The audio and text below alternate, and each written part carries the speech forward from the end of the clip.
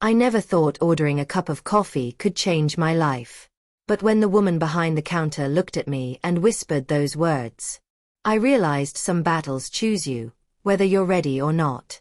My name is Maya, and I'm a pediatric surgeon. I know, it sounds impressive when you say it out loud. But on that Tuesday morning, in that quiet cafe in suburban Atlanta, none of that mattered. I'd just finished a 14-hour shift. A little girl's life hung in the balance, and I'd spent the night making sure she'd see her next birthday. I was exhausted, still wearing my scrubs under my coat, and all I wanted was a simple vanilla latte before heading home. The cafe was one of those trendy spots, exposed brick walls, Edison bulbs hanging from the ceiling, the smell of fresh pastries mixing with espresso. I'd been coming here for months. I thought I was just another regular customer. I was wrong. The barista, a young woman with blonde hair pulled into a tight ponytail, gave me a look I'd seen before. That quick up and down scan. That slight pause. That forced smile that never reached her eyes. "Can I help you?" she asked, her voice flat. "Yes, hi. Can I get a grande vanilla latte, please? Extra hot." She nodded, but didn't move to write anything down. Instead, she glanced toward the back of the store, then back at me. "Do you have a way to pay for that?" I blinked. "Excuse me. Look, we've had some issues with people trying to order without." "I have a credit card," I said, my voice steady despite the heat rising in my chest. "Is that going to be a problem?" She flushed slightly. "No, of course not. Never mind." She rang up my order, and I handed her my card, the same black Amex I'd been using there for months. She swiped it, avoided my eyes, and told me to wait at the end of the counter. I moved aside, trying to ignore the way my hands were shaking. Around me, other customers, mostly white, were getting their drinks with smiles, with "have a great day," and "see you tomorrow." But when my latte came up, the barista just slid it across the counter without a word. Then I heard it. A whisper from behind the espresso machine. Another employee, a guy with a thin beard, leaning toward the blonde barista. "Is that the one you were talking about?" "Yeah," she whispered back. "I don't know why she keeps coming here. She doesn't exactly fit the vibe, you know." My stomach twisted. I stood there, frozen, my latte growing cold in my hand. Part of me wanted to walk away. Part of me wanted to scream. But I did neither. I set the cup down on the counter, gently. Every eye in the cafe seemed to turn toward me.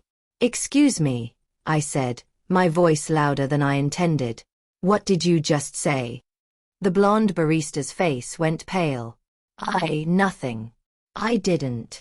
You said I don't fit the vibe." My voice cracked, but I kept going. "I've been coming here for 6 months.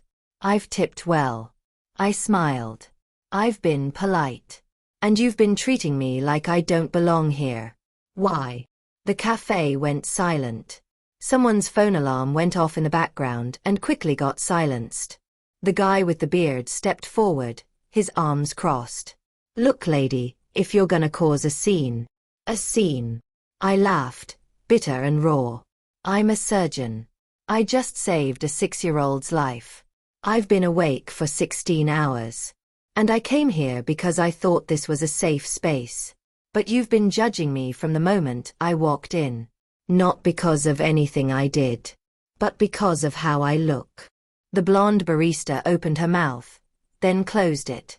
Her hands were shaking now too. And that's when I heard a voice from behind me. "She's absolutely right." I turned. A woman in her 50s, with silver hair and kind eyes, stood near the door. She was holding a tablet, and she looked furious. "I'm Rebecca Winters," she said, walking toward the counter. "And I own this cafe." The color drained from both employees' faces. "I've been sitting in the back office reviewing our security footage," Rebecca continued, her voice steady but cold. "I wanted to see why our customer reviews have been dropping lately. And now I know." She turned the tablet around. On the screen, footage played. Days, maybe weeks of it. The barista gave me cold looks. Her whispering to co-workers. The pattern was unmistakable. You, Rebecca said, pointing to the blonde barista, have been treating black customers differently for months. I've seen it now. The delayed service. The passive-aggressive comments. The assumption that they can't afford to be here. The barista started crying. I didn't mean. Yes, you did. Rebecca cut her off. And you're fired. Both of you. The cafe erupted in whispers. Some customers started clapping. Others looked uncomfortable, like they'd been complicit by staying silent. Rebecca walked over to me, her expression softening. Dr. Maya Richardson, right? I froze. How did you? Your name's on your hospital badge, she said gently. And I recognize you from the news. You led that free clinic initiative in East Atlanta last year. Tears burned in my eyes. I nodded. I am so sorry, Rebecca said. This is not what this cafe stands for. And I promise you, it will never happen again. Your coffee is free for life. And if you'll give me your number, I'd like to hire you as a consultant, to help train my staff on inclusion and respect. I couldn't speak. I just nodded again. As I walked out of that cafe, latte finally warm in my hands, I felt something shift inside me. Not just anger. Not just exhaustion. Strength. Because here's the truth. Racism isn't always loud. It's not always violent. Sometimes it's a whisper. A look. A quiet assumption that you don't belong. And when you face it, you have two choices. Stay silent, or speak up. I chose my voice. And someone heard me. Rebecca didn't just fire those employees because it was the right PR move. She listened. She acted. She chose justice over comfort. And that's what we all need to do. Because every single person, no matter their skin color, their job, their background, deserves to walk into a room and be treated with dignity. To be seen. To be respected. That Tuesday morning taught me something. My scrubs don't define my worth. My degree doesn't define my humanity. I define it. By standing tall. By speaking the truth. By refusing to shrink. And if you're listening to this story, I hope you'll do the same. Speak up when you see injustice. Stand with those who are treated unfairly. Be the Rebecca in someone's story.